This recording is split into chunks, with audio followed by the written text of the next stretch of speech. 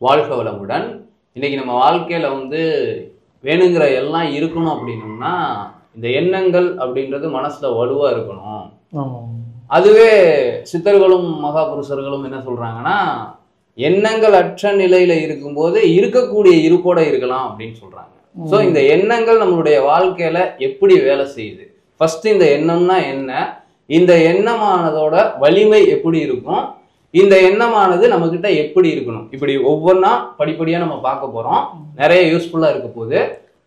இப்ப ஃபர்ஸ்டா நம்ம இந்த எண்ணங்கள் இந்த வாழ்க்கையில எல்லாம் வேணும்னா எப்படி இருக்கணும், ஃபர்ஸ்ட் இந்த எண்ணம்னா என்ன? எண்ணங்கள் அப்படிங்கிறது மனசுல தோணக்கூடிய ஒரு சில விஷயங்களை தான் நம்ம எண்ணங்கள் அப்படின்னு சொல்றோம். இந்த எண்ணங்கள் பத்தி எண்ணற்ற புத்தகங்கள் வந்திருக்கு. எண்ணங்களே உலகை ஆள்கின்றனன்னு ஒரு புக்கு இருக்கு, எண்ணங்கள் இருக்கு, எண்ணங்களை மேம்படுத்துங்கள்னு இருக்கு. இந்த மாதிரி பல புத்தகங்கள் எண்ணங்கள் எதுக்காக இதெல்லாம் எழுதியிருக்காங்க அப்படின்னோம்னா அவங்க அது ஒரு பெரிய ஒரு முக்கியத்துவம் கொடுக்குறாங்க. ஏன் அப்படின்னோம்னா எதையாவது நினைச்சு தொலைஞ்சிட்டோம்னா ஒரு குறிப்பிட்ட நாள் நினைச்சிட்டோம்னா அது நடந்துடும்.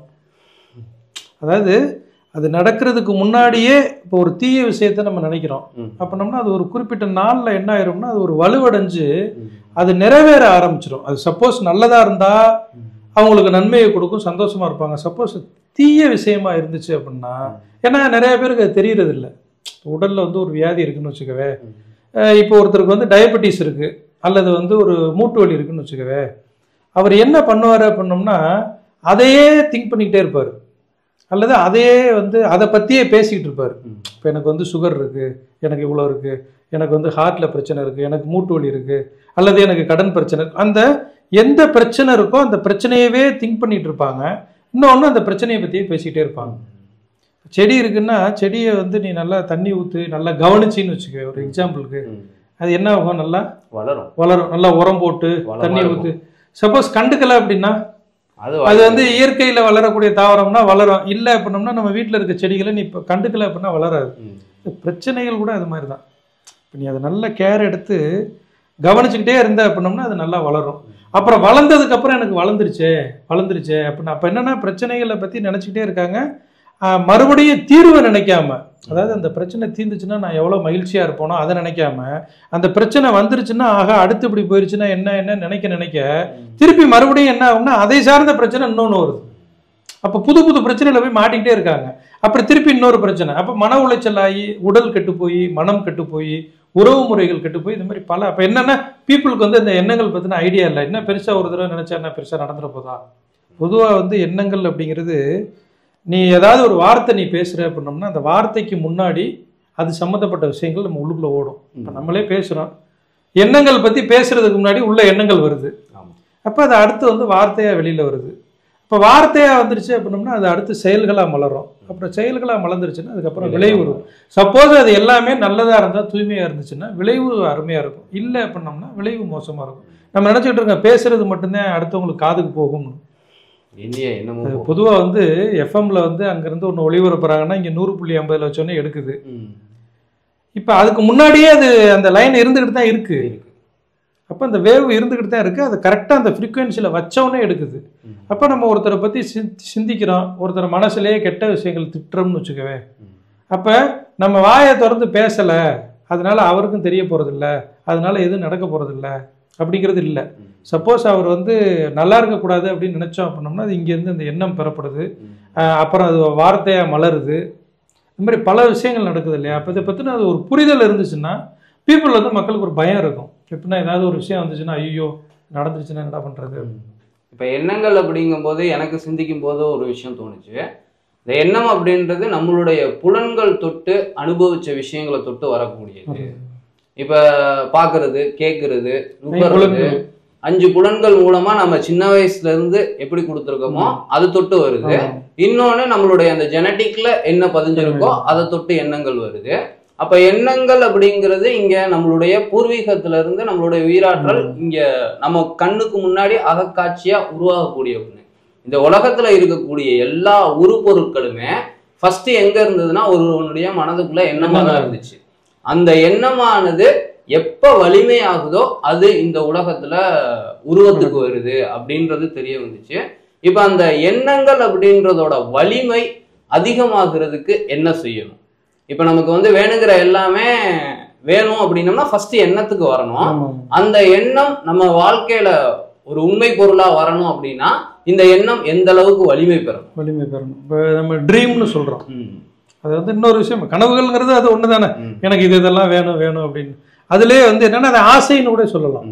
அப்போ இன்னைக்கு உள்ள சூழல் எப்படின்னா மனிதர்கள் வந்து பலவிதமான எண்ணங்களை ஒரே நேரத்தில் போடுறாங்க. இப்போ ரகசியத்தில் கூட சொல்லுவா 60,000 எண்ணங்கள் வருது அப்படின்னு. இப்போ அந்த ஒரு வெயிலில் வந்து இந்த நம்ம தீக்குச்சியை வச்சு நம்ம சின்ன பிள்ளையில விளையாடுவோம். தீக்குச்சி வச்சுருப்போம், சூரிய ஒளியில் வச்ச உடனே அந்த சூரிய ஒளியை பூரா குவிச்சு இப்போ பரவலாப்படுது. இப்போ தீக்குச்சி வச்சா பிடிக்காது. அந்த சூரிய ஒளியை குவிச்சு ஒரு இடத்துல அந்த புள்ளியில் வைக்கும்போது என்ன ஆகுதுன்னா டக்குன்னு பற்றிக்குது. இப்போ என்னென்னா அந்த எண்ணங்களில் வந்து அந்த ஒரு குறிப்பிட்ட சில எண்ணங்களில் அது கவனமாக அது திருப்பி திருப்பி, அதாவது மறுபடியும் சில பேர்லாம் அந்த ட்ரீம் எல்லாம் அச்சீவ் பண்ணுறவங்களாம் என்ன பண்ணுவாங்கன்னா அவங்களுக்கு ஒரு வீடு வேணும் அப்படின்னோம்னா அதுவும் சீக்ரெட்லேயே வரும். அந்த பிக்சரை ஒட்டி வச்சுருப்பாங்க, அதையே பார்ப்பாங்க, அதை கட்டுற மாதிரி நினைப்பாங்க, அதில் வாழ்கிற மாதிரி நினைப்பாங்க, அதை அடிக்கடி நினைப்பாங்க, அதை பற்றி பேசுவாங்க. அப்போ என்னென்னா ஒரு குறிப்பிட்ட சில எண்ணங்களை நாம் தொடர்ச்சியாக அதை பற்றி நம்ம திங்க் பண்ணிக்கிட்டே இருக்கும் பொழுது, அதை விசுவலைஸ் பண்ணுற பற்றியா, கற்பனை பண்ணுற பற்றியா, அதை பண்ணிக்கிட்டே இருக்கும் பொழுது ஆட்டோமேட்டிக்காக அதுக்கு ஒரு வலு கிடைக்குது, அதுக்கு உண்டான சூழல் அமையுது, அதை அடையிறாங்க, அதுக்கப்புறம் அதை அனுபவிக்கிறாங்க.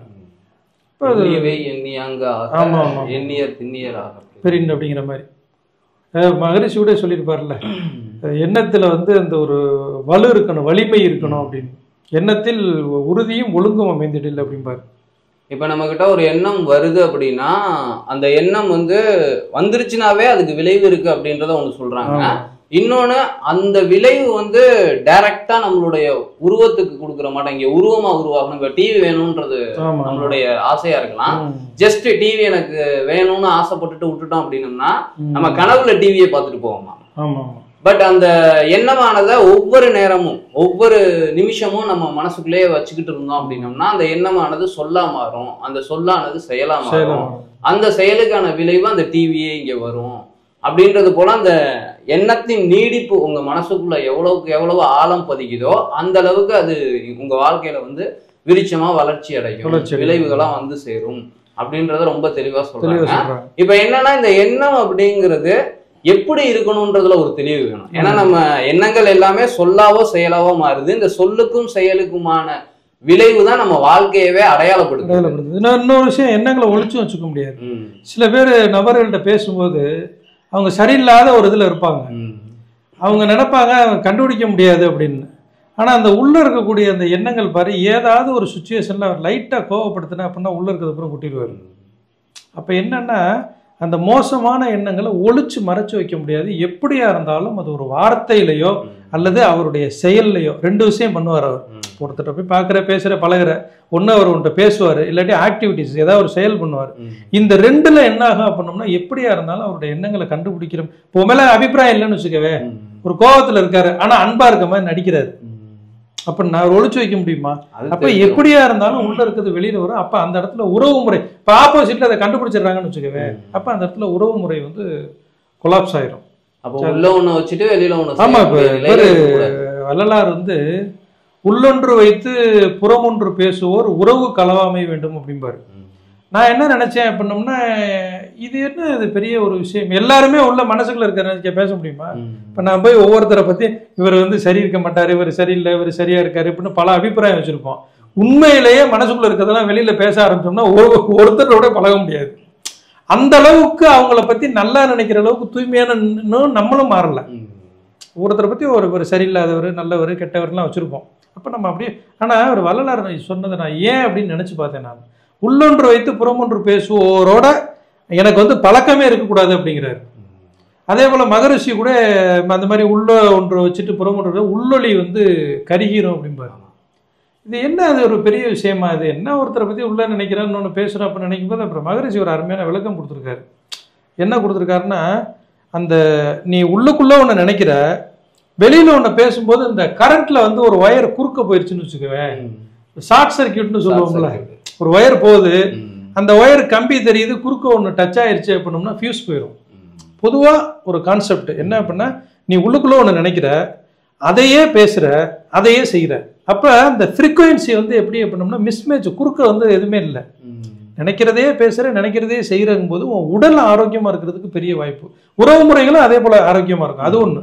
ஆனா உடல் கெட்டு போறதுக்கு ஒரு அருமையா விளக்கம் சொல்லியிருக்காரு. நீ ஒண்ணு நினைக்கிற, இன்னொன்னு பேசுற, இன்னொன்னு செய்யறங்கும் போது அந்த இடத்துல என்ன ஆகுது அப்படின்னோம்னா கன்ஃபியூஸ் ஆகுது இல்லையா?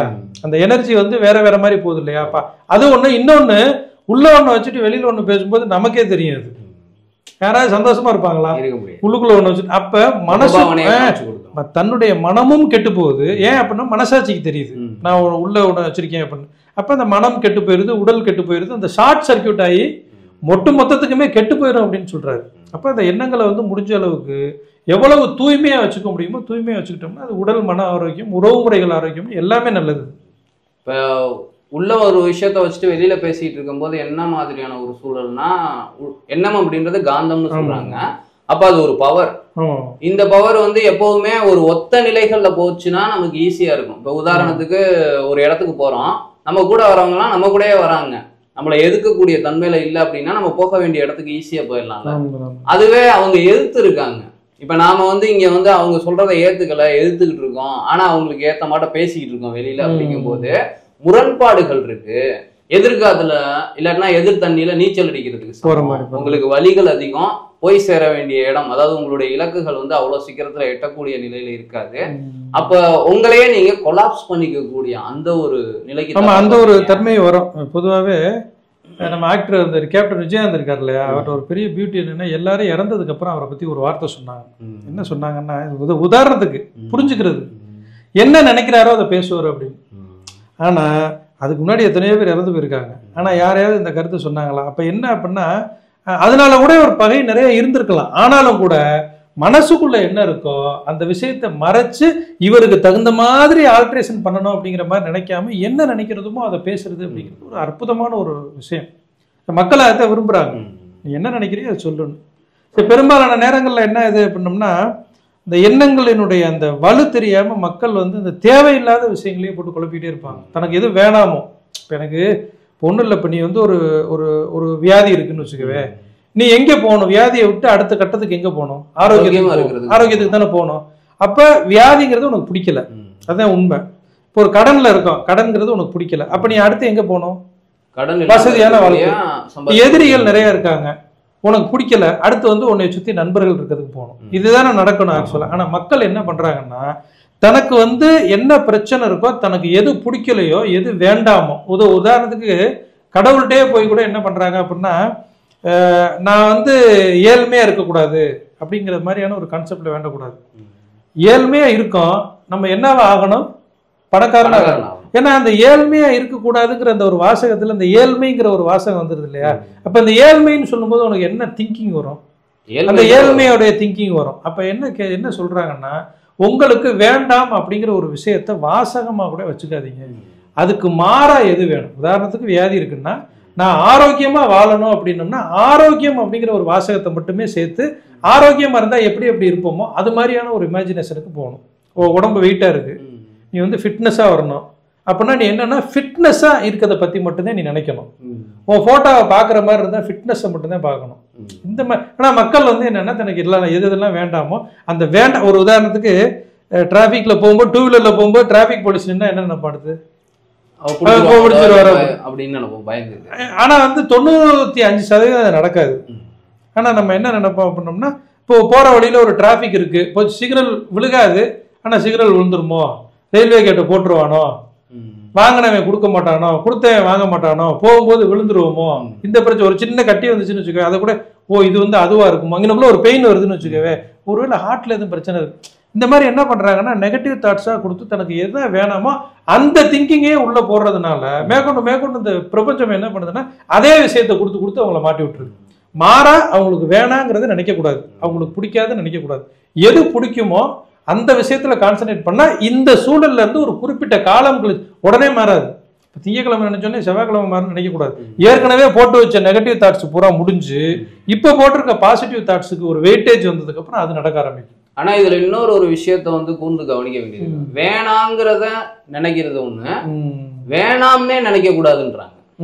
ஏன்னா இந்த வேணாம்ங்கிற எண்ணம் வந்து இப்ப நம்ம காந்தம்னு மகரிஷியா சொல்லுவாரு, மனம் ஒரு காந்தம், மனதுல வரக்கூடிய எண்ணங்கள் அதன் சக்தி பெற்றதுன்னு. அப்ப நீங்க இந்த காந்தம் என்ன பண்ணுது? எதிர் துருவத்தை ஈர்க்குது, ஒத்த துருவத்தை வந்து தள்ளி விடுது. அப்ப நீங்க வேணான்னு ஒரு விஷயத்த நம்ம சொல்றது எதுக்குன்னா புரிஞ்சுக்கிறதுக்காக அந்த வார்த்தையை சொல்றோம். ஆனா அவங்க என்ன பண்ணோம்னா சுருக்கமா சொல்ல போனோம்னா அவங்களுக்கு என்ன தேவையோ, எது பிடிச்சிருக்கோ, எது இருந்தா மகிழ்ச்சியா இருப்பாங்களோ அதை மட்டும் அவங்க ரெண்டு மைனஸ். வேணாங்கும் போது அந்த வேண்டாததை நினைக்கிறாங்க, அதே டைம் அதை எதிர்க்கிறாங்க. அப்ப வேணாங்கிறத பதிய வைக்கிறாங்க இந்த பிரபஞ்சத்துல. எதிர்க்கும் போது அதை இன்னும் அதிகமா அவங்க வாழ்க்கையில ஈர்த்துக்கிறாங்க. இப்ப கடன் வேணாம் அப்படின்னு நினைக்கிறாங்கன்னா அந்த கடன் அதிகமா ஈர்க்கப்படுது அந்த இடத்துல வேணாம்னு நினைக்கும் போது. சப்போஸ் அந்த இடத்துல இருக்கக்கூடிய கடன் அப்படின்றத ஏத்துக்கணும். ஏன்னா இதுக்கான செயல் நம்ம கிட்ட இருந்த அந்த விளைவு தானே. ஏத்துட்டு என்ன வேணுமோ அதை நினைக்கணும். ஆமா, இது அதுக்காக இதை விட முடியாது இல்ல. என்னன்னா வசதியான வாழ்க்கையை பத்தின அந்த திங்கிங் கொண்டு போயிடணும். இருக்கிறத வந்து என்ன பண்ணோம்னா சால்வ் பண்றது, சொல்ல போனோம்னா இந்த திங்கிங்கே இந்த சால்வுக்கு வழியை கொடுத்துரும். இப்ப இருக்கக்கூடிய நிலை நமக்கு பிடிக்கல அப்படின்னா அது இல்லாம இருக்கிறதுக்கு என்ன வேணுமோ அதை நாம நினைச்சு செய்ய ஆரம்பிக்கணும். அப்ப இது இல்லாம போயிடும். நான் அந்த ரகசியம் பார்க்கும் போதுதான் தெரிஞ்சுக்கிட்டேன். நான் என்ன அப்படின்னா அந்த வாசகம் இப்ப ஒண்ணும் இல்லை. இப்போ ஒருத்தருக்கு வந்து நிறைய கடன் இருக்குன்னு வச்சுக்கவே, அவர் வந்து ஒரு போஸ்டர் எழுதி ஒட்டுறாரு. என்ன ஒட்டுறாருன்னா கடன் இல்லாத வாழ்க்கை வேண்டும்னு ஒட்டுறாரு ஒண்ணு. இன்னொருத்தர் அவருக்கும் அதே பிரச்சனை. அவர் என்ன சொல்றாரு அப்படின்னோம்னா நான் ஒரு மில்லியனர் ஆகணும்னு விட்டுறாரு. இது ரெண்டுமே இப்ப கடன் இல்லாம ஆகணும்னா என்ன, வசதி ஆகணும் தான் அர்த்தம். இதுவும் வசதி தான் அர்த்தம். ஆனா இந்த வாசகங்களை சேர்க்கறது மூலியமா கடன் இல்லாத வாழ்க்கை வேண்டும்னு வந்து இந்த யூனிவர்சல் என்ன பண்ணோம் அப்படின்னோம்னா இந்த இல்லாமை வேண்டும் அப்படிங்கிறதுக்கு பொருள் கிடையாது. இப்ப சைக்கிள் வேண்டாம் அப்படின்னு நான் உன்ட்ட சொல்றேன்னு வச்சுக்கவே, உனக்கு வேண்டாம்ங்கிறத இமேஜினேஷன் பண்ண முடியாது. ஆனா சைக்கிள்ங்கிறத இமேஜினேஷன் பண்ண முடியும். கடன் இல்லாத வாழ்க்கை வேண்டும் நம்ம கேட்கும்போது இந்த யூனிவர்சல் வந்து கடன் அப்படிங்கிறதுக்கு ஒரு பொருள் இருக்கு, ஆனா வேண்டாம்ங்கிறதுக்கு ஒரு பொருள் கிடையாது. அப்ப என்ன சொல்றாங்கன்னா அந்த மாதிரியான ஒரு உதாரணத்துக்கு சாமிகிட்ட போறோம். சாமிகிட்ட போயிட்டு நான் விபத்து இல்லாம இருக்கணும் அப்படின்னு ஒரு டிரைவர் வேண்டாருன்னு வச்சுக்க, விபத்தா. அப்ப என்னன்னா அந்த யூனிவர்சல் என்ன பண்ணோம் அப்படின்னா விபத்து அப்படிங்கிறதுக்கு பொருள் எடுத்துக்கிறோம். அப்ப இவர் விபத்து நடக்க கேட்கிறாரு போல 100 தடவை போய் அதை வேண்டாரு. அப்ப இவர் மாறா என்ன பண்ணோம்னா நான் ரொம்ப ஆரோக்கியமா இருக்கிறதுக்கு நன்றி அப்படிங்கிற மாதிரி இருக்கிற மாதிரி ஒரு பாவனையில சொல்ல ஆரம்பிச்சாரு. ஒரு ஆட்டோமேட்டிக்கா அந்த ஒரு சூழ்நிலை வந்து அமையும். ஏன்னா உங்களுக்கு அதோடைய விஷயம் தெரியல. அதுல இன்னொரு அருமையா சொல்லியிருப்பாங்க. என்ன அப்படின்னா அந்த ஒரு குறிப்பிட்ட டென்சிட்டி கொடுத்துட்டோம்னா அது நடந்துடும். இப்போ ஒரு தாட் வருது, சரி நினைச்சிட்டோம், இப்ப தெரியுது, எல்லாம் தெரியுது, நினைச்சிட்டோம். ஒரு குறிப்பிட்ட நேரத்துக்குள்ள என்ன பண்ணணும் அப்படின்னோம்னா அதை மாத்தி வந்து நம்ம இப்போ வாட்ஸ்அப் இருக்கு, வாட்ஸ்அப்ல ஒரு மெசேஜ் உனக்கு அனுப்பிச்சிட்டேன், வாட்ஸ்அப்ல அனுப்பிச்சிட்டேன், டபுள் டிக் வரல. அப்ப அதுக்குள்ள நான் போயிட்டு டெலிட் எவ்ரி ஒன்னு கொடுத்தோம்னா உனக்கும் டெலிட் ஆயிரும், எனக்கும் டெலிட் ஆயிரும். ஒரு 1/2 hour விட்டுட்டேன்னு வச்சுக்க, உனக்கு டபுள் டிக் வந்துடும். அப்ப மெசேஜை பார்த்தோம். அதே மாதிரி என்ன அதுல சொல்லியிருக்காங்க ஒரு ஆறுதலா அருமையான விஷயம் என்னன்னா உடனே நடக்கிறது இல்லை. பஸ்ல போறோம், டிரைவர் வேகமா போறாரு, ஐயோ என்ன அப்படி வேகமா போறாரு, ஆக்சிடென்ட் ஆகணும், நடந்துருமா? நடக்காது.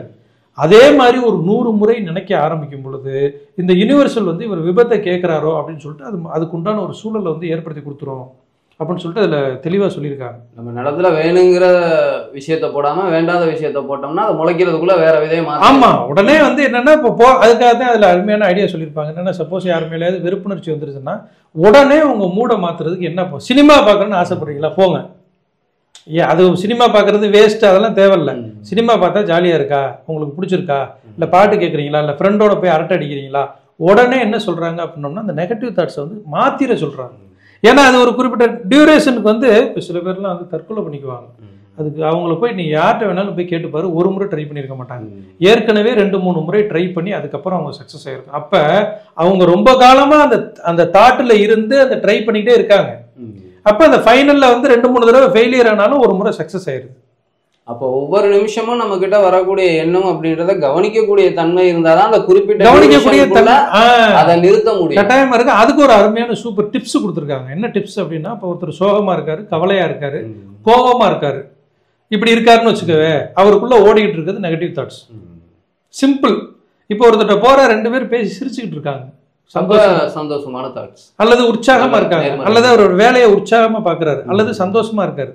அப்ப இந்த உணர்வுகள் அப்படிங்கிறத ஒரு ஸ்கேல் மாதிரி வச்சுக்க சொல்றாங்க. உதாரணத்துக்கு ஒரு மனிதன் அடையாளம் கண்டுபிடிக்கிறது ஈஸி. நீ சோகமா இருக்கியா, அல்லது பயத்தோட இருக்கியா, அல்லது தன்னம்பிக்கையின்மையோட இருக்கியா, டயர்டா இருக்கியா, ரொம்ப ஃபீல் பண்ண அந்த மாதிரி ஏதோ ஒரு கோபம், கவலை, இந்த மாதிரி யாரோ ஒரு உணர்வோட நீ இருந்த அப்படின்னம்னா கம்பல்சரி வந்து அப்போ உள்ளத்துல ஓடிக்கிட்டு இருக்குது எதிர்மறையான விஷயம் தான்.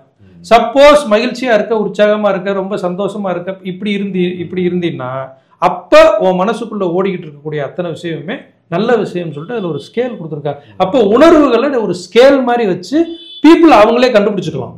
இப்போ நான் இப்போ பேசி முடிச்சுட்டு இப்போ நான் ஒரு இடத்துக்கு போறேன், சோகமா இருக்கேன். இப்போ நான் வந்து யோசிக்கிறேன், நான் வந்து நல்ல எண்ணத்தோடு இருக்கேன்னா சரியில்லாத எண்ணத்தோடு, நான் சோகமால இருக்கேன், அப்போ சோகமால நான் இருக்கேன், அப்போ எனக்குள்ள சரியில்லாத ஓடிட்டு இருக்கு, அப்போ நான் சந்தோஷமா இருக்கிறதுக்கு என்ன பண்ணலாம், உடனே டப்புன்னு மாத்திடுறது. ஸோ இது ஒரு பெஸ்ட் ஒரு ஐடியா. அந்த எண்ணங்கள் அப்படின்றது வந்து வலுவாகிறதுக்கான ஒரு காரணமும் அதுதான். இப்போ எண்ணம் அப்படின்றது வந்து எண்ணமா மட்டும் இருந்துச்சுன்னா அது வந்து பெருசா சொல்லுக்கோ செயலுக்கோ வராது. பட் அந்த எண்ணத்தை தொட்டு வரக்கூடிய ஃபீலிங்ஸ் நம்ம கிட்ட இருந்தது அப்படின்னா அது சொல்லுக்கோ செயலுக்கோ கண்டிப்பா கம்பல்சரி வந்துடும். அதனாலதான் அந்த நல்ல எண்ணங்கள் அப்படிங்கிற விஷயத்துல வந்து அதிகமா ஃபீல் பண்ணி பழகுங்க. இப்போ நீங்க சொல்ற விஷயமும் அதோட ஒத்து போறோம். இப்படி ஃபீல்ல இருக்கும்போது அந்த ஃபீலிங்ஸை மாத்திட்டாலே, அதுல அருமையா சொல்லியிருப்பாங்க, காலையில எதிர்ச்சிட்டு கால் தட்டி விட்டுருச்சு, அதே அன்னைக்கு புலம்பிகிட்டே இருந்தோம்னா அன்னைக்கு நாள் ஃபுல்லாக சோகமாகவே இருக்கும். அப்போ அந்த மகிழ்ச்சியான உணர்வை அதை ஒரு பெரிய லெவலில் எடுத்துக்காம அடுத்த கட்டத்துக்கு மகிழ்ச்சியாக ஸ்டார்ட் பண்ணோம் அப்படின்னோம்னா அந்த நாள் பூராமே பெஸ்ட்டாக இருக்கும். அதனாலதான் நமக்கு வேணுங்கிறத வந்து ஃபீல் பண்ணுங்க, பாருங்க, அகக்காட்சியா பார்க்க. அந்த காலத்துல மளிகை கடையில போய் தோரம் பொறுப்பு கேட்டோம் அப்படின்னா நிறைய இருக்கு அப்படிம்பாங்க. ஆனா அவங்கள்ட்ட இருக்காது மாட்டாங்க. நிறைய பேர் அப்பெல்லாம் பார்த்துருப்போம். அப்பெல்லாம் என்ன பண்ணிருக்காங்க அப்படின்னோம்னா இந்த விஷயம் ரகசியம் தெரிஞ்சிருக்கு. என்ன தெரிஞ்சிருக்குன்னா இல்லை அப்படின்னு சொல்லக்கூடாது அப்படின்னு. அப்ப அவ்வளவு தெளிவா வந்து அவங்க உணர்றாங்க. திருக்குறள்லயே பாரு, வெள்ளத்தனைய மலர் நீட்டம் மாந்தரதம் உள்ளத்தனைய உயர்வு. ஒரு மனிதனுடைய உயர்வு அவனுடைய எண்ணங்களினுடைய, பணத்தை வச்சு தீர்மானம் பண்ண முடியாது. பணம் வந்து ஒருத்தட்ட கூட இருக்கும். எண்ணங்களினுடைய உயர்வு எவ்வளவு இருக்கோ, எப்படி வந்து ஒரு நீர் வந்து எந்த அளவுக்கு உயருதோ அந்த அளவுக்கு தான் தாமரை வளரும். நீருடைய அந்த அளவு குறைஞ்சிருச்சுன்னா திருப்பி தாமரை குச்சியாவே நிக்காது, கீழே வந்துடும், பேலன்ஸ் திருப்பி மறுபடியும் தாமரை வந்துடும். அப்ப எண்ணங்கள் வந்து எந்த அளவுக்கு நம்ம உயர்வா வச்சிருக்கோமோ அந்த அளவுக்கு நம்மளுடைய வாழ்க்கையும் உயரமா இருக்கும் அப்படிங்கறது தெளிவா வந்து சொல்றாங்க. இதுல இன்னொரு விஷயம் நான் திருக்குறளையே பார்த்தேன் மாமா, எண்ணு துணிக கருமம் துணிந்த பின் எண்ணுவது இலக்கு சொல்லுவாங்க. இப்ப அதோட அர்த்தம் என்ன அப்படின்னு நான் யோசிக்கும் போது எனக்கு புரிஞ்சது வந்து, இப்ப நிறைய விஷயங்கள் வந்து செய்யணும்னு நம்ம யோசிப்போம். அதாவது நமக்கு வேணுங்கிற எல்லாத்தையுமே எண்ணங்களா கொண்டு வரணும். அந்த செயலுக்கு முன்னாடி பல விஷயங்களை யோசிக்கணும். அதோட விளைவு எங்க கொண்டு போய் நிறுத்தும், எப்படி நம்ம கிட்ட திரும்பி வரும் அப்படின்றத. ஆனா சில விஷயங்கள் என்ன பண்ணிடுவோம்னா யோசிக்காம செய்யக்கூடிய நிலையும் இருக்கு. அப்படி பண்ணோம்னா அது பெரிய ஒரு தவறுதலா இருக்கும்ன்றதுல இருக்கு. இதுல இன்னொன்னு கவனிக்க வேண்டியது என்னன்னா, செயலுக்கு முன்னாடி பல விஷயங்களை யோசிக்கலாம், பட் செய்யக்கூடாததுக்கு யோசிக்க கூடாதுன்றதையும் ஒண்ணு சொல்றேன். ஏன்னா இப்ப ஆகாத விஷயத்த வந்து சட்டுன்னு யோசிக்காம செய்வாங்க. அந்த எண்ணங்கள் வந்தோடனே டக்குன்னு செய்யக்கூடிய விஷயத்த ரொம்ப டீப்பா செய்யக்கூடிய விஷயத்த வந்து யோசிச்சு செய்யாம விட்டுருவாங்க. அதிகமா யோசிச்சு செய்ய முடியாது. எந்த விஷயத்தையுமே நீ ரொம்ப ஆராய்ச்சி பண்ணினா அது பெரிய லெவல்ல, ஏன்னா இங்க இருந்துகிட்டே நம்ம ஃபுல்லா போக போக தான் விஷயம் தெரியும். ஓரளவுக்கு ஒரு சிக்கல் இல்லாம இருக்காங்கிற மாதிரி ஒரு ஐடியா பண்ணிட்டு இறங்கிடுறது நல்லது. அப்ப நமக்கு என்ன வேணும்ன்றதுல ஃபர்ஸ்ட் தெளிவு வேணும். அப்பதான் இந்த எண்ணங்கள் நம்ம கிட்ட எப்படி இருக்கணும்ன்றதுல தெளிவு இருக்கும். தேவையில்லாத எண்ணத்தையும் தேவையுள்ள எண்ணத்தையும் நம்மளுடைய நீட வச்சு நம்ம இங்க அனலைஸ் பண்றது ரொம்ப முக்கியம் அப்படின்றத. அந்த நிறைய பேர் கோயில்ல போய் பாத்தீங்கன்னா அழுவாங்க, பாத்திருக்கியா? அப்ப அவங்க எதுக்கு அழுகுறாங்க? கேட்டு அழுவாங்க, அல்லது தனக்குள்ள இருக்கக்கூடிய நிறைய பேர் கோயிலுக்கு போய் சாமியை கும்பிட்டு பிரச்சனை அதிகமாக வருதுன்னு சாமியை திட்டுவாங்க. இப்போ கோயிலுக்கு போய் இவங்கள்ட்ட வந்து ஒரு 10 கெட்ட விஷயம் இருக்குது அப்படின்னோம்னா ஏதாவது 2 அதில் நல்லது நடந்திருக்கும் இல்லையா? அந்த 2 நல்லது நடந்ததுக்காக போய் என்னைக்காவது இறைவனுக்கு நன்றி சொல்லியிருக்காங்களா யாராவது? அப்போ இவங்க போகிறாங்க, அழுகிறாங்க, புலம்புறாங்கன்னா கம்பல்சரி அவங்க எதிர்மறையான விஷயத்த கடவுளோட டிஸ்கஸ் பண்ணுறாங்கன்னு அர்த்தம். இது கடவுளுக்கு பிடிக்குமா? பிடிக்காது. அப்போ என்ன மாதிரியான திங்கிங் உங்களுக்கு இருக்கு அப்படின்னோம்னா எதிர்மறையான திங்கிங் இருக்கு, எதிர்மறையாவே நினைச்சுக்கிட்டு இருக்கீங்க, அதையே போய் கடவுள்கிட்டையும் போய் பேசுறீங்க. அப்படிங்கும்போது அவர் என்ன நினைக்கிறாரு அப்படின்னோம்னா, இவர் ஏதோ இந்த மாதிரி பிரச்சனையில தான் கேட்கிறாரு போல, இந்த பிரச்சனை அனுபவி பிரச்சனைனாவே அந்த ஃபீல் வந்து குட் ஃபீல் இல்ல, நார்மலான எண்ணங்கள் கிடையாது, நெகட்டிவான எண்ணங்கள். சில நேரங்கள்ல ப்ரே பண்ணுவாங்க, பிரேயர் பண்ணும்போது அழுவாங்க, உணர்வு பூர்வமா, அது வேற. இப்போ ஒரு விஷயம் எனக்கு கடவுள் கொடுத்துருக்காரு அப்படின்னு நினைக்கும் போது எனக்கு கொடுத்துருக்க இறைவா நினைச்சு அழுகிறது வேற. பட் இந்த மாதிரியான திருப்பி மறுபடியும் எதிர்மறையான சிந்தனைகளை கொண்டு வந்து புலம்பிக்கிட்டே இருக்கும்போது அது என்ன நடக்கும் அப்படின்னோம்னா அதை சார்ந்த விஷயங்களே சுத்தி நடக்கும். அப்ப இவங்க என்ன பண்ணுவாங்க, இவங்க நினைச்சதுதான் நடந்திருக்கும், கடைசியில் கடவுளை திட்டுவாங்க. நான் கோயிலுக்கு போகிறேன், எனக்கு எல்லாமே மேற்கொண்டு பிரச்சனை பயங்கரமாக. சில பேர் வந்து கோயிலுக்கு போய் நிறைய விஷயங்கள் நடக்குதுங்கிறது வேற. இவங்க என்ன பண்ணுவாங்கன்னா, நான் இனிமேல் கோயிலுக்கு போக மாட்டேன், இவங்க செய்கிற செயலுக்கு தான் விளைவு கிடைக்குது அப்படிங்கிறது அந்த உணர்வு இருந்துச்சு அப்படின்னோம்னா, நாம இப்போ சுருக்கமாக சொல்ல போனால் நமக்கு ஒரு பிரச்சனை வருதுன்னா நான் எந்த வகையில் காரணம்? தீதும் நன்றும் பிறர் தர வாரான்னு சொல்கிறாங்க. இப்போ மற்றவங்களால கொடுக்க முடியாது. ஒன்று நான் செஞ்சுருக்கணும், அல்லது எனக்கு முன் வினை பயனாக இருக்கணும். ஒருவேளை நான் இப்போ செய்யாமல் கூட இருக்கலாம். இப்போ திடீர்னு வந்து என்னை ஒருத்தன் ஏமாத்துறேன், ஆனால் நான் பிறந்ததுலேருந்து யாரையும் ஏமாத்தலைன்னு வச்சுக்கவே, என்னுடைய முன்னோர்கள் கூட பண்ணியிருக்கலாம், என்னுடைய போன பிறவியில் கூட பண்ணியிருக்கலாம். ஆக மொத்தத்தில் என்ன பண்ணோம்னா பிறர் தர வாரா. ஏதாவது ஒன்று நடந்துச்சுன்னா அதுக்கு யாருமே நான் எந்த வகையில் அதுக்கு காரணம் அப்படின்னு யோசிக்கிறதே. நடந்து போகும்போது கல் தட்டிடுச்சுமோ, நான் போய் கல்லில் தட்டினேன்னு சொல்ல மாட்டோம். முள்ளு குத்திருச்சுமோ, நான் போய் முள்ளு குத்தினேன்னு சொல்ல மாட்டோம். இப்படியே வந்து பழகிருச்சு. ஏதாவது ஒரு பிரச்சனை வந்துருச்சா அதை யார் செய்யிட்டு அந்த பழியை போடலாம். அதுதான் கீழே விழுந்துட்டோமா, என் நாய் குறுக்க வந்துச்சுன்னு சொல்லுவோமா, அது நாய் குறுக்க வந்துச்சு ரைட்டு. மெதுவாக போயிருந்தோம்னா நாய் குறுக்க வர்றதை கூட நம்மளால அவாய்ட் பண்ணியிருக்க முடியும் இல்லையா? ஒரு சில சுச்சுவேஷன்ல முடியாது. கார்ல வேகமாக வந்துகிட்டு இருக்கும்போது திடீர்னு குறுக்க வரும். நிறைய சூழல்களை நம்மளால தவிர்க்க முடியும். ஆனால் என்ன பண்ணுவாங்கன்னா, யாரையாவது பிளேம் பண்ணி யாரையாவது குறை சொல்லி இவங்கனால தான் இதாச்சு. இன்னொன்று, நீங்க சொல்ற அந்த கோயிலுக்கு போய் வேண்டதே மிகப்பெரிய ஒரு பாவ நிகழ்வுகளை தான் நமக்கு கொடுக்கும். இந்த எண்ணத்தின் போக்குல பார்க்கும்போது என்னன்னா, இப்ப நமக்கு கஷ்டம் வந்தாதான் கடவுளோட நினைப்பே வருது. அப்ப கஷ்டம் வேணான்றதுக்காக தான் கடவுளை பார்க்கவே போறாங்க. அந்த கஷ்டம் எதனால வருது? நம்ம செஞ்ச செயல்களின் விளைவு. அப்ப அந்த எண்ணங்கள் அப்படிங்கிறது ஏதோ ஒரு எண்ணம் அந்த கஷ்டத்தை செயல்களை கொடுத்துருக்கு, அதுக்கான விளைவா இப்ப கஷ்டம் வந்திருக்கு. இது எனக்கு வேணான்னு போய் அங்க நிக்கிறது வந்து பெரும் பாவத்துக்கு உட்பட்டது. எப்படி சொல்றாங்கன்னா, இப்ப நம்ம நிலத்துல வந்து ஒரு விதையை போட்டிருக்கோம், அந்த விதை வந்து முளைச்சு உருவாகுது. திடீர்னு என்னமோ தெரியல, நமக்கு அந்த விதை வந்து அந்த மரம் பிடிக்கல, அந்த செடி பிடிக்கல. எனக்கு வேணான்னு சொல்லிட்டு நான் இறைவன்ட்டு அதை முளைக்க வேணான்னு வேண்டிக்கிட்டு இருக்கேன்னு வச்சுக்கோங்க. இது எவ்வளவு பெரிய, ஏன்னா வச்சது நம்ம, உருவாக்குனது நம்ம. இப்ப அது வேணான்னா அது ஒதுக்கிட்டு வேற ஏதோ போட வேண்டியது நம்மளோட கடமை. ஆனா இறைவன்கிட்ட போய் நம்ம கேட்டுக்கிட்டு இருக்கோம்னா இது வளராம இருக்குமா? இந்த கஷ்டம் அதிகமாகிக்கிட்டே தான் போகும். அதை என்ன கடவுள்கிட்ட போய் இன்னொன்னு கூட கேட்கலாம், என்னக்கா எனக்கு அறிவு கொடுக்குற, ஏதாவது என்னன்னா என்ன நான் தப்பு பண்ணிட்டு இருக்கேன், இதை தீர்க்கக்கூடிய அறிவு, என்ன தப்பு பண்ணிட்டு இருக்கேன்னு எனக்கு தெரியல, இதை எனக்கு கண்டுபிடிச்சிருக்க கூடிய அளவுக்கு அறிவை கொடுன்னு கேட்கறது கூட ஒரு சிறப்பான விஷயம். இது அதே டைம் அவங்களுடைய உணர்வு எப்படி இருக்குன்னா, ஒரு உயிர் வருது பாருங்க. இந்த எண்ணங்களும் அதே மாதிரி தான். நம்ம வாழ்க்கையில வந்த விஷயத்த வேணான்னு சொல்றதும், இந்த பிரபஞ்சம் கொடுத்ததை வந்து நம்ம தடுக்க மாட்டோம், தட்டி விடுற மாட்டோம். அப்ப ஒரு உயிரை வந்து இது முளைக்க கூடாது, இது செத்து போயிடணும், இல்ல வேற யாருக்காவது போயிடணும் அப்படின்னு சொல்லி வேண்டது வந்து கொடூரமான செயலா இல்ல குணவதியான செயலா? தப்பான செயல். அப்ப அந்த ஃபீலிங்கே இங்க அடுத்து இன்னும் நம்மள மோசமான நிலைக்கு தள்ளிட்டு போகும். மகரிஷி தெளிவா சொல்லிட்டார்ல, செயலிலே விளைவாக தெய்வ ஒழுங்கு அமைப்பு இருக்க பயனென்ன தவறிழைத்து பின் பரமனை வேண்டுவதான்ட்டார். அப்ப விளைவை கொடுக்கறதே கடவுள் தான். இப்போ உதாரணத்துக்கு உனக்கு ஒரு துன்பத்தை கொடுக்குறாரு, அந்த துன்பத்தை உனக்கு கொடுத்ததே கடவுள் தான். திருப்பி அதே கடவுள்கிட்ட போய் எனக்கு வேண்டாம்னு சொன்னா அவர் என்ன சொல்லுவாருன்னா, நான் தான் உனக்கு கொடுத்தேன்.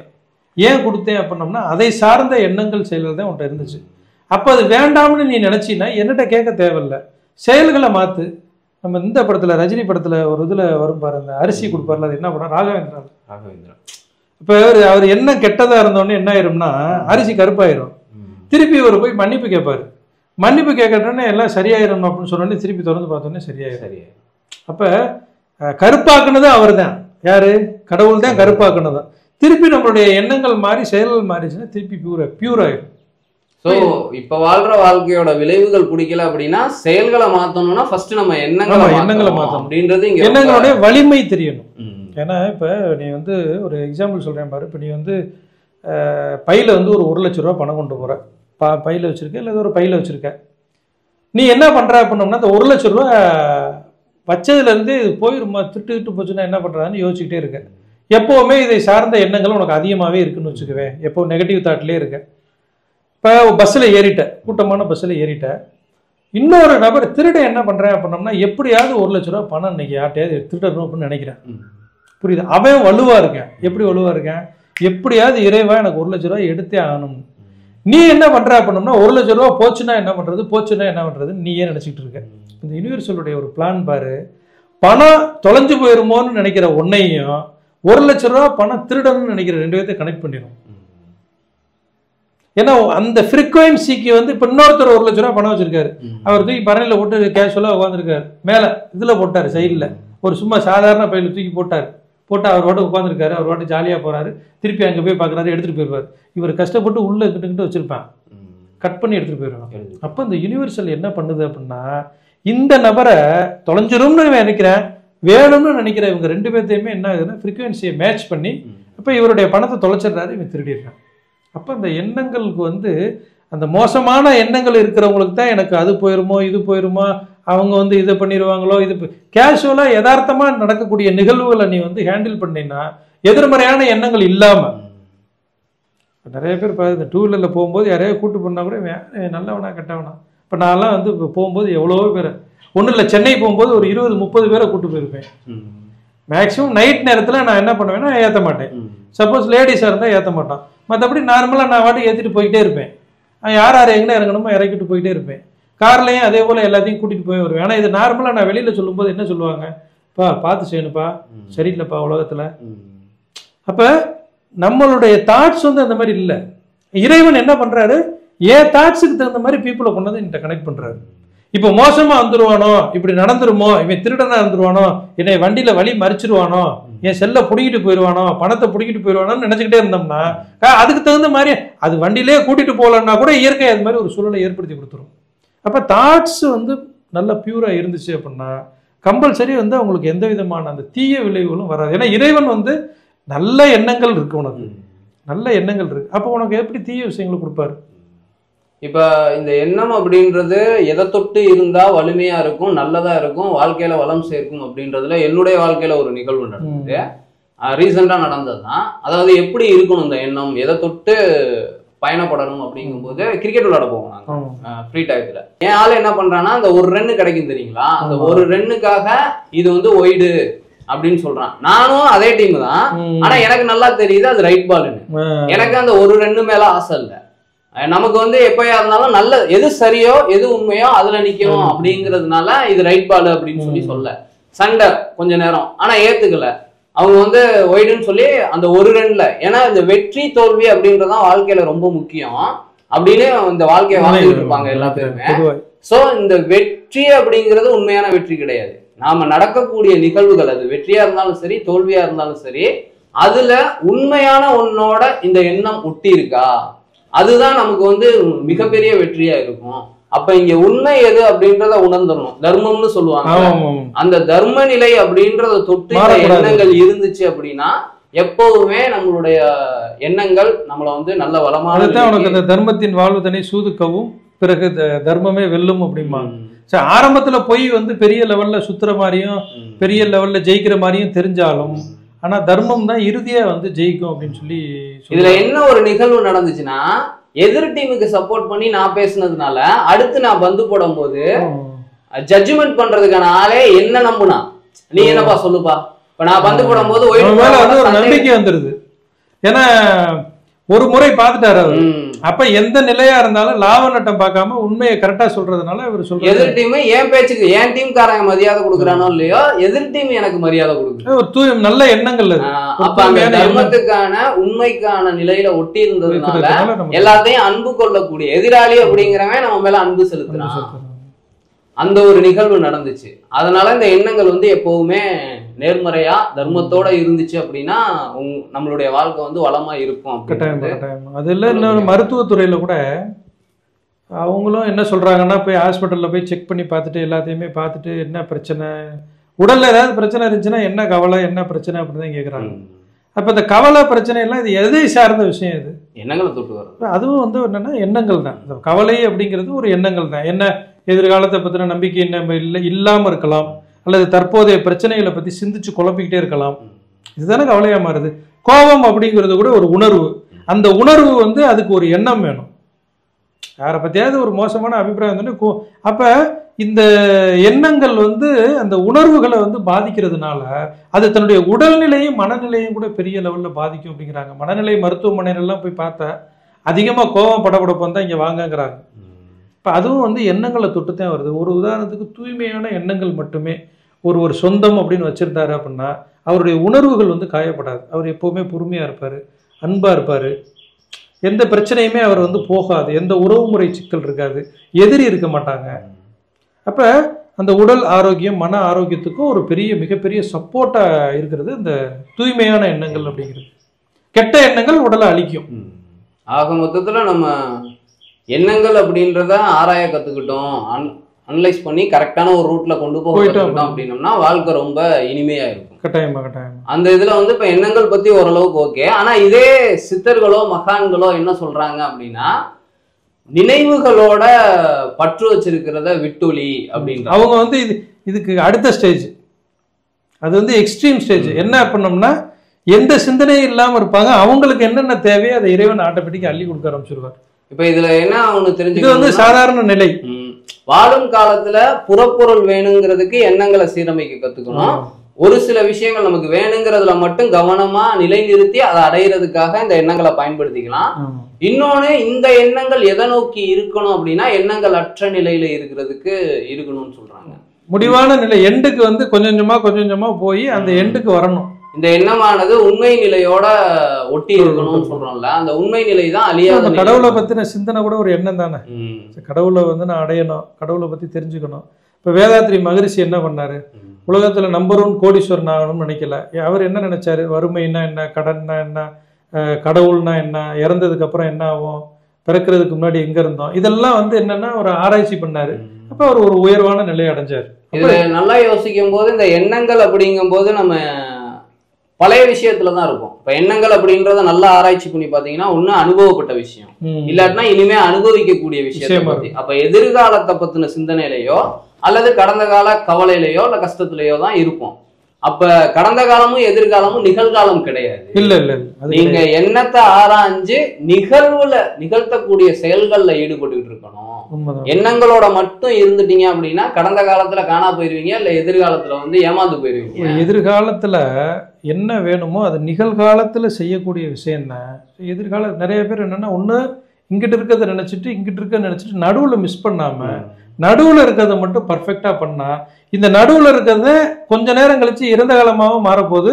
எதிர்காலத்துக்கு உண்டான விளைவுகளையும் இப்ப இருக்க, அதான் பொதுவா அந்த புத்த மதத்துல எல்லாம் அதிகமா சொல்லுவாங்கல்ல, ஓசோ கூட அதிகமா சொல்லுவார். ஆனா பெரும்பாலும் அது மாதிரி யாரும் இருக்கிறது இல்லை. சாப்பிட்டுக்கிட்டு இருக்கும்போது வேலைக்கு போறதுன்னு நினைப்பாங்க, வேலைக்கு போனதுக்கு அப்புறம் வீட்டுக்கு வர்றது நினைப்பாங்க, வீட்டுக்கு வந்ததுக்கு அப்புறம் மறுபடியும் காலையில வேலைக்கு போறது நினைப்பாங்க. ஆக மொத்தத்துல பிரசன்ட்ல அவர் என்ன பண்றாரு சொல்லுவாங்க, சாப்பிடும்போது சாப்பிட்றது இல்லை, குளிக்கும் போது குளிக்கிறது இல்லை, தூங்கும்போது தூங்குறது இல்லை. வேலை பார்க்கும்போது வேலையாவது பார்ப்போமா, இல்லை, வேலை பார்க்கும்போது வேற சிந்தனை. அப்ப என்ன வேலை செய்யறோமோ, இந்த ஓசோ கூட ஃபேஸ்புக்ல ஒரு விஷயம் பார்த்தேன், அவர் காஃபி டீயே நம்ம சாப்பிட்றாரு, அதுல அத்தனை மில்லியன் பேர் பார்த்துருக்காங்க. நீயும் நானும் டீ சாப்பிட்டா எத்தனை பேர் பார்ப்பாங்க? மக்கள் டென்ஷன் ஆயிடுவாங்க, டீ சாப்பிட்றத ஒரு வீடியோ எடுத்து போட்டிருக்கேன். அப்போ நான் யோசித்தேன், ஓசோ வந்து டீ தான் சாப்பிட்றாரு, ஆனால் இவ்வளோ பேர் இத்தனை லட்சம் பீப்புள் அதை பார்க்குறாங்களே எப்படா அப்படின்னா, அவர் உண்மையிலேயே தேநீர் மட்டுமே அருந்துகிறார். அதை எப்படி குடிக்கிறாரு அப்படின்னா, அவருடைய கண்ணு, அவருடைய குடிக்கிற மெத்தடெல்லாம் பார்க்குறப்ப அவர் வேற, அந்த தேநீர் வேற இல்லை அப்படிங்கிற அந்த ரேஞ்சில் வந்து பீயிங் ஒன்று கலந்துடுறாரு. அவருடைய கண்ணு, அவருடைய குடிக்கக்கூடிய மெத்தடெல்லாம் பார்க்குறப்ப நம்ம அப்படியே அவக்குன்னு குடிப்போம். அப்போ அவர் உணர்ந்த தவம் அது. நான் அப்போ தான் நினச்சேன், தவம் அப்படிங்கிறது கண்ணை மூடி உட்காந்து ஏதோ காட்டுக்குள்ளே உட்காந்து பண்ணுறது இல்லை, டீ சாப்பிட்றதே கூட ஒரு தவமாக பண்ணலாம் அப்படின்னு. இப்போ தவம் மாதிரி பண்ணுறாரு. இப்போ அப்போ என்ன பண்ணுறாங்க அவங்கன்னா, அதை முடிச்சதுக்கப்புறம் பேசுகிறாங்களா, பேசும்போது பேச்சா மட்டும் இருக்காங்க. அப்போ என்ன காரியம் செய்கிறாங்களோ அந்த காரியத்தில் முழு கவனத்தை செலுத்துறாங்க. அது இப்போ நம்ம பேசலாம் நம்ம கூட, ஆனால் அது கடைபிடிக்கிறதுங்கிறது ரொம்ப, ஏன்னா அவங்கெல்லாம் வந்து ஒரு மேம்பட்ட நிலையில போனதுனால அவங்க அதை, ஆனால் நம்மளும் முயற்சி பண்ணலாம். பழக சித்திரமும் கைப்பற்ற மாட்டோம். இன்னைக்கு நம்ம அதை பழகலை அப்படின்னா வேற என்னைக்குமே பழக முடியாது. அப்போ நம்மளும் என்னன்னா, இப்போ நம்ம பேசிக்கிட்டு இருக்கோம் அப்படின்னா, இப்போ நான் பேசிக்கிட்டு இருக்கும்போதே நான் 1000 சிந்தனையை நினைக்கலாம். ஐயோ இந்த அங்கே அவர் வெயிட் பண்ணுவார், இதை பண்ணணும், அங்கே போகணும், வீட்டுக்கு போகணும், சாப்பிடணும், இன்னும் பல விஷயம் நினைக்கலாம். ஆனால் பேசும்போது நம்ம பேசிக்கிட்டு மட்டுமே இருக்கிறதுக்கு நம்ம முயற்சி பண்ணணும். இன்னொரு வேலையும் மாமா, ஞானிகள் சொல்றதுக்கான ஒரு மூலக்கூறு என்னன்னா, எண்ணம் அப்படின்றது என்னவா சொல்லுவோம், நம்ம ஏதாவது ஒரு விஷயத்த தான் சொல்லுவோம். ஆமா. இப்ப அது வந்து எல்லைக்கு உட்பட்டது. இப்ப வீடா இருக்கட்டும், இந்த உலகமா இருக்கட்டும், அப்ப இந்த இயக்கங்களுக்கு உட்பட்டது. இயக்கம் அப்படின்றது உருவாகுதல், இயங்குதல், அழிந்து போகுதல் அப்படின்ற ஒரு எல்லைக்கு உட்பட்டது. இதுக்குள்ளதான் அது கால டியூரேஷன் எவ்வளவு வேணாலும் இருக்கலாம். ஆனா எண்ணங்கள் அற்ற நிலை அப்படிங்கிறது வந்து இந்த இயக்கங்களுக்கு அப்பாற்பட்டது இருக்கக்கூடிய ஒண்ணு. அதோட விஷயத்த வந்து இங்க எக்ஸ்போஸ் பண்ண முடியாது. ஏன்னா பேச்சுன்னு வந்துட்டா எண்ணமே அங்க இயக்கம் போகும்போது எண்ணங்களற்ற நிலை வந்து சொல்ல முடியாது நிலை. இப்ப இந்த வாழ்க்கைக்கு அப்பாற்பட்ட ஒண்ணு இருப்போட இருக்கிறது அப்படின்ற ஒரு விஷயம். ஆனா அதை பத்தி பேசுறோம்னா மக்கள் ஏப்ப பணம் சம்பாதிக்கிறதுக்கு வழியை சொல்லுங்கப்பா, நீ வாடகை என்ன கட்டுற. ஏன்னா பொதுவா மக்களுடைய தாட் என்னன்னா சம்பாதிக்கணும், அதை வாங்கணும், கார் வாங்கணும், வீடு வாங்கணும், பெரிய லெவல்ல வசதியா வரணும் அப்படிங்கிறது அவங்களுக்கு கண்ணுக்கு தெரியும், பிடிக்கும், வைக்கும் அப்படிங்கிறதுனால. சரி, இது வந்து நீ சொல்றது வந்து என்னன்னா ஒரு உச்சபட்ச நிலை அது. ஆனா நிரந்தரமான நிலை அது, என்னைக்குமே அழியக்கூடாதுன்னா மக்கள் வந்து அதை பத்தி அதே ஒரு விஷயம். இந்த பணம் அப்படின்றது மக்கள் விருப்பத்துல இருக்கலாம், இந்த எண்ணமும் அதே மாட்டம் தான், விருப்பத்தை தொட்டுதான் இந்த எண்ணங்கள் உருவாகுது. இப்ப நீங்க விரும்புற விஷயம் ரெண்டுக்குமே ஒண்ணுதான். இப்ப நீங்க காரை விரும்பினாலும் கிடைக்கும், வெறும் கரன்சியை விரும்பினாலும் கிடைக்கும், இல்ல வெறும் கட்டில் மெத்தையை விரும்பினாலும் கிடைக்கும். அப்போ உங்களுக்கு உயர்ந்தது எதுன்றத உணர்ந்து நீங்க விரும்புங்க. ஏன்னா இந்த எண்ணம் ஃபீலிங் ஆகணும்னா அதை உள்ள பூர்வமா நீங்க ஃபீல் பண்ணணும்ல. இப்ப பணம் அப்படின்றது என்ன கொடுக்குது நமக்கு? பணம்ங்கிறது எல்லாம் என்ன தேவை, மகிழ்ச்சி கொடுக்குது. அந்த எல்லாத்துலயும் என்ன கிடைக்குது? மகிழ்ச்சி கிடைக்குது. மகிழ்ச்சி, அதுக்கப்புறம் அந்த மகிழ்ச்சியில என்ன இருக்கு? மகிழ்ச்சியில மகிழ்ச்சி தான் இருக்கு. மகிழ்ச்சியில வந்து அமைதி இருக்கு. ஆமா, அந்த அமைதி இல்ல, இங்க ஆறாவாரம் இருக்கு, ஆவேசம் இருக்கு, ஆர்ப்பாட்டம் இருக்கு, ஆசை இருக்கு, அப்படிங்கிறது தான் இந்த இகலோக வாழ்க்கை. உங்களுடைய எண்ணம் வந்து எப்படி இருக்கணும்ன்றதுல ரொம்ப கான்சியஸா இருக்கணும். அப்ப அமைதி அப்படின்ற ஒண்ணுதான் வெறுமனே இருக்கிறது, நிர்வாணமா இருக்கிறது. இந்த உடலோடையோ மனதோடையோ மனதுல வரக்கூடிய எண்ணங்களோடையோ இல்லாம இருக்கிறது. அப்ப நீங்க அதை விரும்பிட்டீங்கன்னா இது எல்லாம் எங்க இருக்கு? இப்ப எண்ணங்களா இருக்கட்டும், இல்ல இந்த உடலோட புற உலக வாழ்க்கையா இருக்கட்டும், எங்க இருக்குன்னா அந்த அமைதியில தானே இருக்கு. எல்லாரும் தேடுறதும் அதைத்தான். அப்ப அததான் நம்ம ரொம்ப கான்சியஸா அந்த எண்ணத்துக்கு வரும். இது எல்லாமே வந்து ஒரு குறிப்பிட்ட நாள்ல சலிப்பு உருவாக்கிறோம். 10 கோடி ரூபாய்க்கு கார் நாள் மிஞ்சி போய் எவ்வளவு நாள் ஓட்ட முடியும்? ஒரு குறிப்பிட்ட நாள்ல சலிப்பு உருவாயிரும். இன்னைக்கு பெரிய பெரிய மில்லியனர்ஸ் பூராமே ஒரு குறிப்பிட்ட காலத்துக்கு அப்புறம் தன்னுடைய வாரன் பஃபெட்டே எடுத்துக்கிட்டீங்கன்னா 90% பணத்தை என்ன பண்ணிட்டாருன்னா பில்கேட்ஸ் அறக்கட்டளைக்கு எழுதி வச்சிட்டாரு. பில்கேட்ஸினுடைய மனைவியினுடைய பெயர்ல இருக்க அறக்கட்டளை. அவ்வளோ இதெல்லாம் நிறைய பேருக்கு தெரியாது. வாரன் பஃபெட் வந்து அந்த அறக்கட்டளைக்கு எழுதி வச்ச தொகை மட்டும் ஒரு வருஷம் ஜெர்மன் இராணுவ செலவு பண்ணலாமா. வேர்ல்டுல இருக்கக்கூடிய மிகப்பெரிய ஹோட்டல் 300 ஹோட்டல்ல விலைக்கு வாங்கியிருக்கலாமா.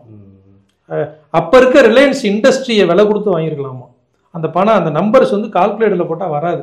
இவ்வளவு பணத்தை சம்பாரிச்சு கடைசியில பில்கேட்ஸோட அறக்கட்டளைக்கு எழுதி வச்சுட்டு போயிட்டாரு. அப்ப என்ன அப்படின்னா அவர் கண்டுபிடிச்சிட்டாரு. என்ன கண்டுபிடிச்சாருன்னா, இவ்வளவு செல்வமும் வச்சு நம்ம என்ன ஒன்றும் பெரிய லெவல்ல எதுவும் திருப்தியை கொடுக்கலங்கிற கண்டிஷனுக்கு வந்துட்டார். இல்லாட்டி கொடுக்க மாட்டாங்க இல்லையா. அப்ப என்னன்னா நீ சொல்றமே அது ஒரு பேரின்ப நிலையை நீ சொல்ற. அந்த சுயநலம் அப்படின்ற ஒரு விஷயத்துக்காக தான் இது எல்லாமே ஓடி இருக்கு. இந்த எண்ணங்கள்லாம் நம்ம ஆராயணும், ஏன் ஆராயணும், வலுவாக்கணும், வளமாக்கணும் அப்படிங்கிறது இந்த வளம், சுயநலம், இது எல்லாத்தோட உட்பொருளை பாத்தீங்கன்னா இப்ப சுயம் அப்படின்றது என்ன? உங்களுக்கு சொந்தமானது தான். அப்ப அந்த சுயம் அப்படிங்கிறதே அந்த உச்சநிலை தான். அதை உணர்ந்துட்டோம் அப்படின்னம்னா இது எல்லாமே நம்மளோட வியாபகம் தான். இந்த வியாபகத்துக்குள்ள உட்கார்ந்து இருக்கணும் இல்ல, நமக்குள்ளதான் இது எல்லாமே இருக்கு அப்படின்ற ஒரு குடும்பத்துக்கு வந்து தலைவனா நீங்க இருக்கீங்க. உங்களை தொட்டுதான் எல்லா நிகழ்வுகளும் நிகழ்வுதுன்னா அதுக்குள்ள மகிழ்ச்சி, அமைதி, பேரின்பம் எப்படி இருக்கும்? அதே போல இங்க இந்த நிமிஷம் உங்களை நீங்க உணர்ந்துட்டீங்க, உங்களுடைய சுயத்தை அதோட நலனை கருதி நீங்க அதுக்கான பயணத்தை தொடர்ந்துட்டீங்க அப்படின்னா செகண்ட்ல இன்பமா இருக்கலாம், சுகமா இருக்கலாம், எதுவுமே இல்லைன்னாலும் இருக்கலாம், சுமை இல்லாம. புறப்பொருள் எதுவுமே இல்லைன்னா கூட நம்மளால மகிழ்ச்சியா இருக்க முடியும். அல்லது கம்மியா இருந்தா கூட அதையும் வச்சு மகிழ்ச்சியா இருக்கும். என்னன்னா அந்த உணர்வு நிலைகள்ல புறப்பொருள் இல்லைன்னு சொல்ல முடியாது. ஏன்னா அதுலதானே எல்லாமே இருக்கு. பூமியை தொட்டு இருக்கக்கூடிய ஒட்டுமொத்த அண்டசராசரத்தின் இயக்கமும் அதுல இருக்கிறதுனால அந்த ஃபீலிங்ல இருக்கும்போது இப்ப பேங்க் பேலன்ஸ் வந்து ஒரு 500 கோடி இருக்கும்போது நீங்க எப்படி ஃபீல் பண்ணுவீங்க? இல்லைன்ற ஃபீலே இருக்காது, இருக்குன்ற ஃபீல் வரும். இப்ப நீங்க சொன்னீங்களா ஃபர்ஸ்ட் எப்பவுமே என்ன வேணுமோ அதை நினைக்கணும், ஃபீல் குட் ஃபீலா இருக்கணும். இருக்குன்ற ஃபீல் இருந்ததுன்னா எப்படி இருக்கும்? அது என்கிட்ட இருக்கிறத உணர்ந்திருக்கேன், உண்மையிலேயே என் அக்கௌண்ட்ல வந்து 500 கோடி இருக்குன்னா என்னோட ஃபீல் எப்படி இருக்கும்? செம்ம ஜாலியா இருக்கலாம். அதே மாட்டோம் நினைக்கிறது வேற, நினைக்கிறதே எண்ணம் தான். இந்த எண்ணங்களற்ற நிலை அப்படிங்கிறது இருப்போட இருக்கிறது, இருக்கிற எல்லாத்தையும் உணர்றது. அப்ப பெரிய சோர்ஸோட இருக்கக்கூடிய ஒரு ஃபீல், அதுக்கான இன்பம் வேற மாட்டோம். இப்ப சொல்ற விஷயம் வந்து அண்டர்ஸ்டாண்ட் பண்ணிட்டு அதுக்கான நகர்தல் வந்துச்சுன்னா எவ்வளவோ நாள் பாடுபட்டு அடைஞ்சு சின்ன சின்ன இன்பத்தை காட்டிலும் இந்த நிமிஷமே இங்கனக்குள்ளேயே பேரின்பத்தை. அதனாலதான் நிறைய பேர் இந்த பணம் இருக்க நிறைய பேர் எல்லாம் சாமியார்களை தேடி கூட அவங்க எல்லாத்தையுமே விட்டுட்டு போனவங்க.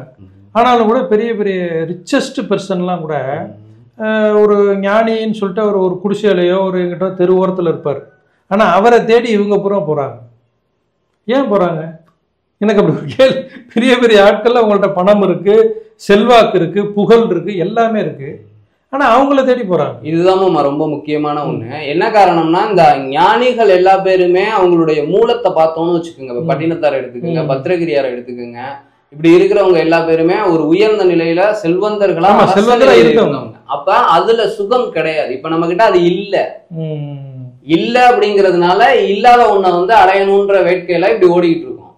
அதை அடையாம நம்ம அடுத்த நிலைக்கு போக முடியாது. இப்ப எண்ணங்கள் ஏன் வளமா இருக்கணும்னா ஃபர்ஸ்ட் வேணுங்கிற எல்லாத்தையும் ஈர்க்கணும். அதை ஈர்க்கும் போது நமக்கு அதுல சலிப்பு வரும். ஓகே, இது சுகம் அல்ல, உண்மை சுகம் வேற என்னமோ இருக்குன்றத உணர துடிக்கும். உண்மையான பசி உள்ள வரும். அப்ப கிடைக்கக்கூடியதான் இந்த ஒண்ணு. இதெல்லாம் இல்லாம மனம் எண்ணங்கள் அற்ற நிலையில இருக்கிறதுக்கான முயற்சி தொடங்கும். இது மாதிரிலாம் இருக்கும்போது கொஞ்சம் பேராசை வராது. ரொம்ப அப்படியே ஒரு வேளை ஆசை வந்தாலும் தனக்கு கொஞ்சம் வச்சுக்கிட்டு இருக்கிறத பகிர்ந்து கொடுக்கணுங்கிற ஒரு எண்ணம் வந்துடும்.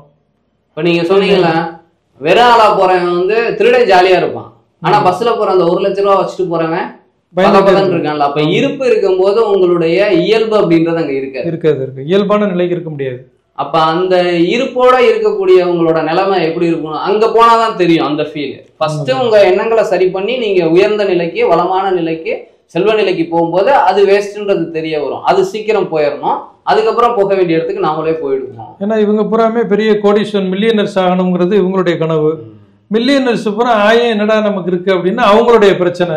அவங்க தெருவோரத்துல சந்தோஷமா இருக்கிறவங்களை பார்த்து அவங்க புறப்படுறாங்க. இது மாதிரி வாழ்க்கை எனக்கு கிடைக்கலையே. அந்த வாழ்க்கை ஒண்ணுமாமா. இன்னொன்னு, அவங்க இழந்த விஷயத்த பெற முடியாத நிலை. இப்ப பில்கேட்ஸ் எடுத்துக்கோங்க.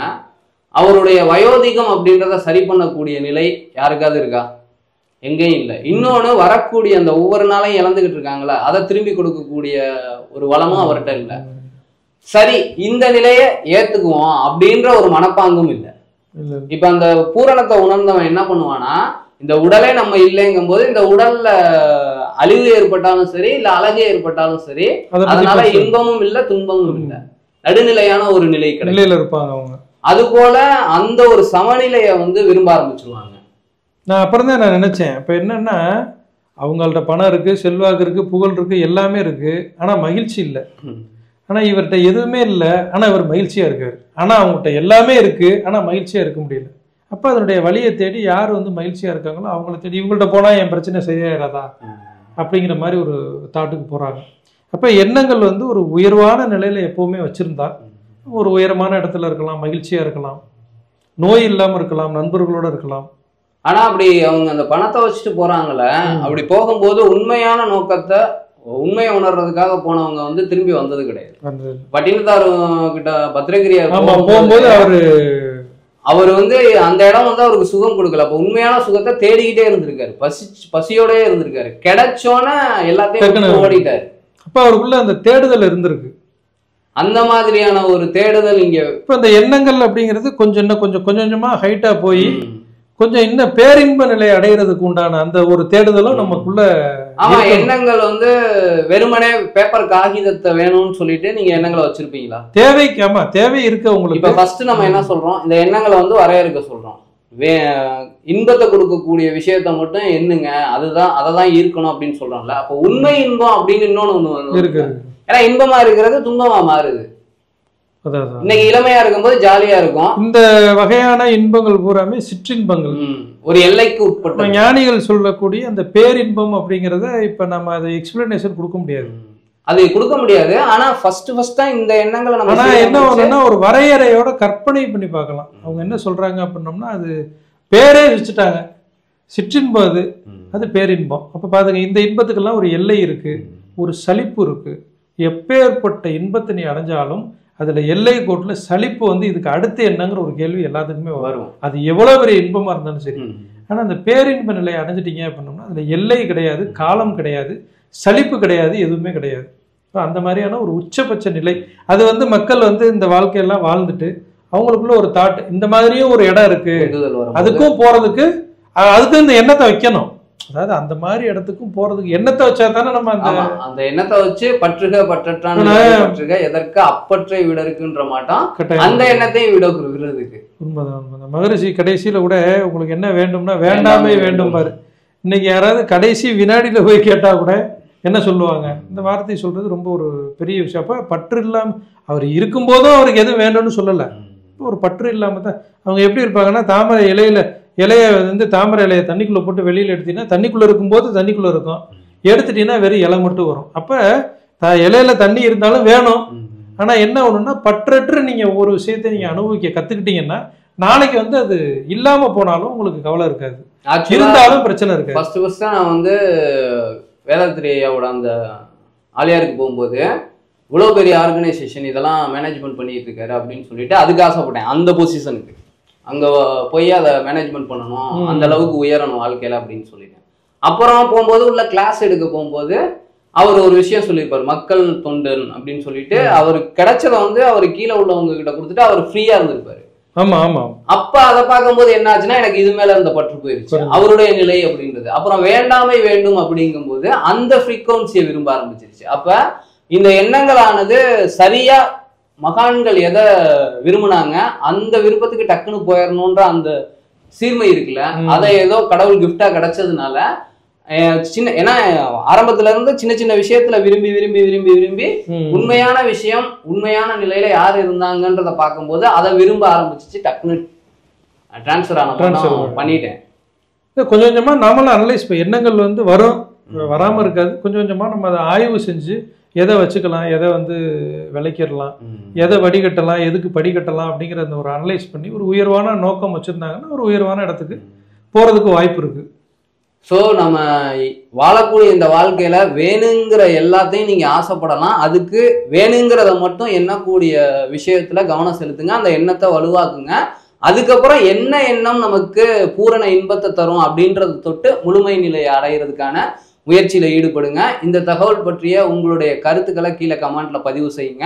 இதே போல இன்னொரு வீடியோல உங்களை சந்திக்கிறோம்.